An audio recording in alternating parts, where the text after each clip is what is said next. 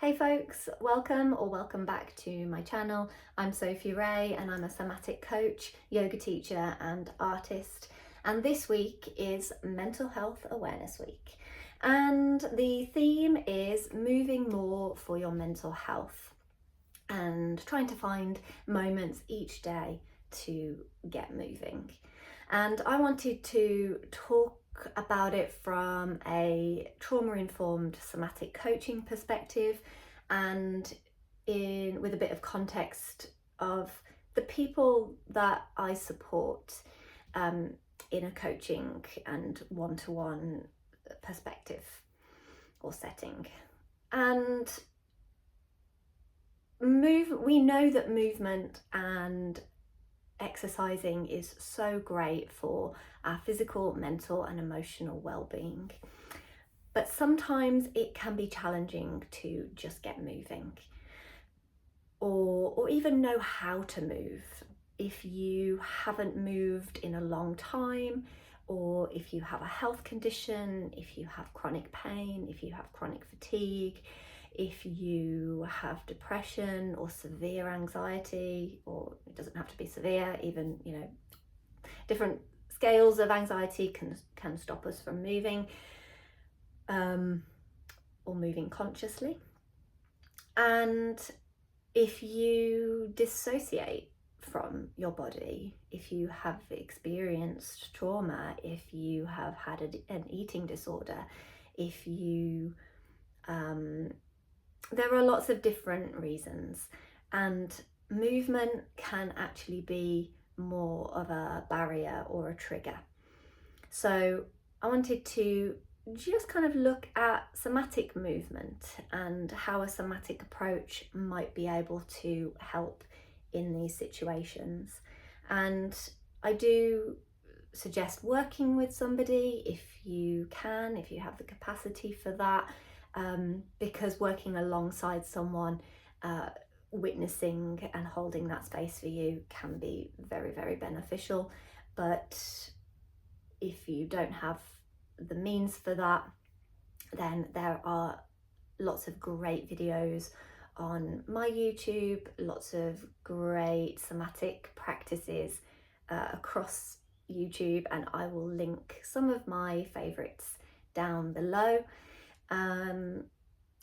So why would a somatic approach help in these situations? If you have lost trust or safety in your body, or if you have a health condition like what I've mentioned before. And I think the first thing is that with a somatic approach, somatic movement it's aimed to be very, very slow paced. So we don't rush into things, we take it very, very slowly so that we can start to reconnect and feel back into our bodies. If you are not sure what somatics is, it refers to the body. So somatics just is of the body. Lots of movement can be somatic, so yoga, tai chi, walking, swimming can be somatic, football, anything. I think the thing to remember is what makes it not somatic is when you are not paying attention to how your body is responding. You're not focusing inward, you're not listening to the internal cues, you're not responding appropriately. So yeah, we can be doing yoga asana but thinking about the laundry or what we're going to have for dinner. We're not actually there, and it is being present in your body, and that can be very difficult for lots of reasons. So the somatic approach, when you take it slow, is a way of dipping your toe in, feeling back into your body and starting to recognize sensations, starting to recognize what your nervous system is doing, starting to recognize what feels good and what doesn't, and not just kind of flying through the movement without paying attention And that's how we end up getting injuries and niggles, and that's how we might end up doing some damage, because we're not focusing, we're not paying attention. When we take it slow, another thing to mention here is that we are giving our brain time to process the movement. If you think about habitual patterns, the way that we sit, the way that we walk, we tend to do that without thinking, because it's just something that we do. And we can get into the patterns of holding, and if you have chronic pain, like fibromyalgia, for example, your muscles are tensing in a way that they really shouldn't be tensing. So we are trying to remind parts of our body that they are there. So we're connecting the brain to the body. We're trying to remind those tense muscles that they don't need to be tense, that is not their natural way of being, but they've just kind of ended up being stuck in that position because of situations, your nervous system being on edge in fight or flight. So that slow approach gives your brain time to acknowledge what is happening, recognize these new pathways, these new connections, and then that actually sinks and lands in your body. So when you come to do it again, your body recognizes it and goes, we've done this before. Just like if you are walking kind of, if you stand lopsided, your body recognizes that that's what you do, and that's your pattern of holding. So it kind of works both ways. And another somatic approach, another reason why a somatic approach is beneficial, I've got my notes. I've lost my train of thought. So when we are taking it slow, we're encouraged to be a little bit more gentle and a little bit more effortless, so that we can notice if we're causing unnecessary tension, or if we are doing something that maybe is causing pain, but when we're not really focusing on it and when we're doing it quickly, we don't think about that pain. If you have chronic pain, that slow movement can be very, very soothing for your nervous system. And again, it is that encouragement of trying to relax those over tense muscles.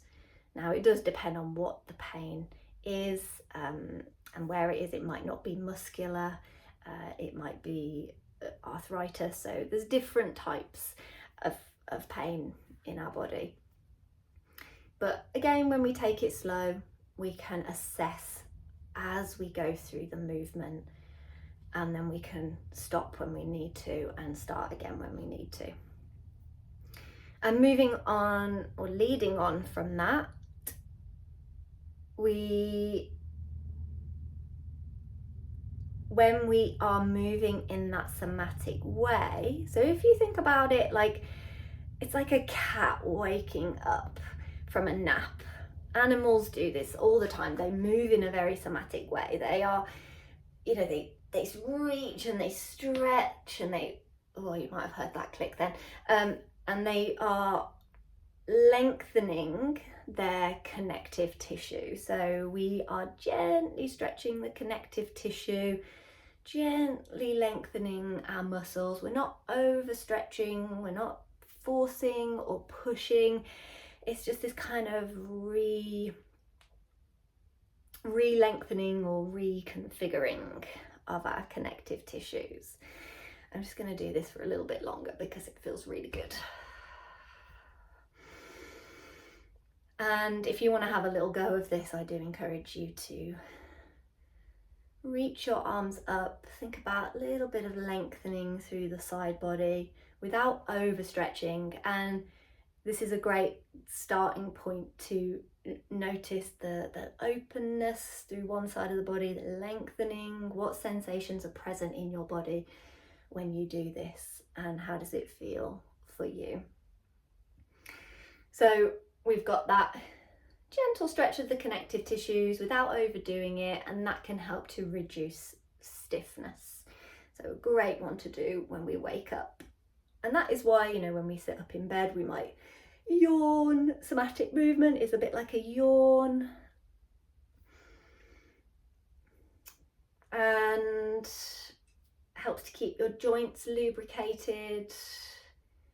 So if you are not used to moving your body, if you struggle with it, what are those little movements that you might be able to start with? And that might just be wiggling your fingers and your toes and noticing what the sensations are in your hands. And a great thing to think about with somatic movement is where your vagus nerve is. So it runs down the sides of your neck and then it wanders all the way down to your digestive system. So if you think about movement in your torso, so if you think about moving through the head, the neck, side body, gentle twists, and some movement to kind of stimulate your digestive system, some circles through the hips, then that activates your parasympathetic nervous system.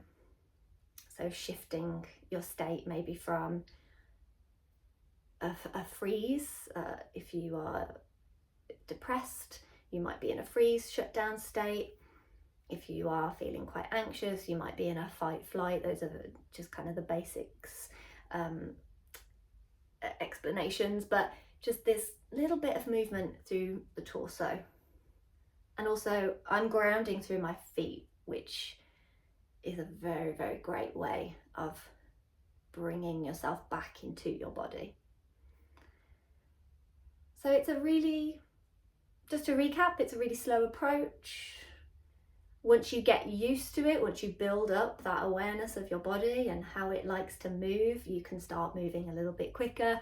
You might do some somatic dance, you might do some faster paced yoga asana, you can kind of do those things, those other kinds of exercise in a bit more of a quicker way. But if you are coming from a place of fatigue or chronic pain, you can still move,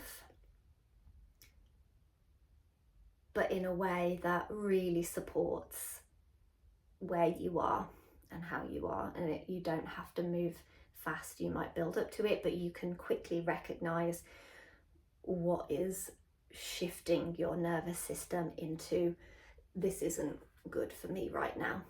So it's coming back to your nervous system and recognizing how your body is responding to the movement. So I think that is all I have to say. Somatic movement can be intuitive, which is what somatic dance is. So there's no prescriptive way, and that's what I love when I'm working with my somatic coaching clients, because I think, if you are scared of moving, if you're scared of exercise for whatever reason, there can be this fear of, but I can't do that movement, my body won't let me do that, I can't do squats, or I can't do this or that because of my knees, or so we reframe it, we look at ways that we can do it, and then we just build that trust and that safety in a very, very slow paced way. So yeah, if you are joining in with the campaign this week, with the Mental Health Awareness Week and moving more for your mental health, I do encourage you to move in a somatic way, try some somatic practices, see how they work for you, see how they land in your body. You might not enjoy the slow paced way, and I know for some people, if you are anxious, it's okay to move a little bit quicker. but I'm going to talk more about that later. So yeah, I thank you so much for watching, and wishing you all a good mental health week.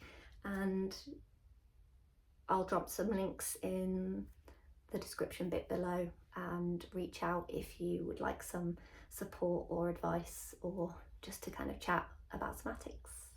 Thank you so much, everybody. See you soon. Bye.